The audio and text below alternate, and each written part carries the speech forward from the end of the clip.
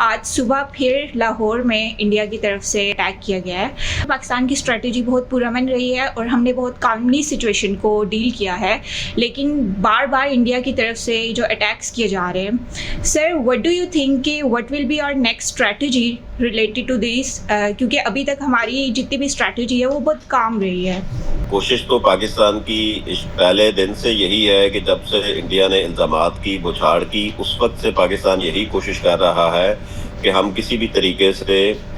एक peace process को initiate कर सकें, डायलॉग को इनिशिएट कर सकें। पहलगाम अटैक की जो एक इल्ज़ाम लगाया गया पाकिस्तान के ऊपर, वो मोदी ने सिर्फ और सिर्फ जो है वो अपनी गंदी सियासत को जो प्रमोट करने के लिए, जो नापाक अज़ाइम है उसको प्रमोट करने के लिए अपनी पब्लिक में जब उसकी परफॉर्मेंस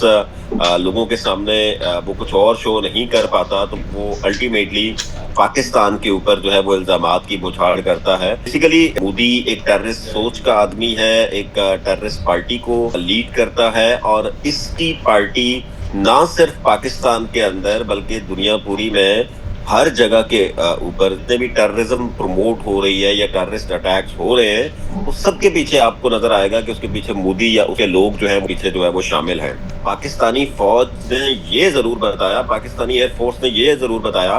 कि हम तुम्हें चंद मिनट्स के अंदर ढेर करने का की अहलियत रखते हैं, और वो पाकिस्तान ने साबित किया। जो मेरे ख्याल से कि दुनिया पूरी ने देखा, इंटरनेशनल जो मीडिया है उसने भी देखा, और हर जगह से अब तो एंडोर्समेंट आ रही है। जो पहले कल तक इंडिया जो है वो उसको डिनाई कर रहा था और वो ये समझ रहे थे कि पाकिस्तान खुद इसको प्रमोट कर रहा है कि हमने इतने तैयारे गिरा दिए। अब तो दुनिया पूरी से ये एंडोर्समेंट आ रही है, दुनिया का मीडिया ये पब्लिश कर रहा है कि मोदी जो है वो उसकी फौज बिल्कुल एक नाअहल फौज है।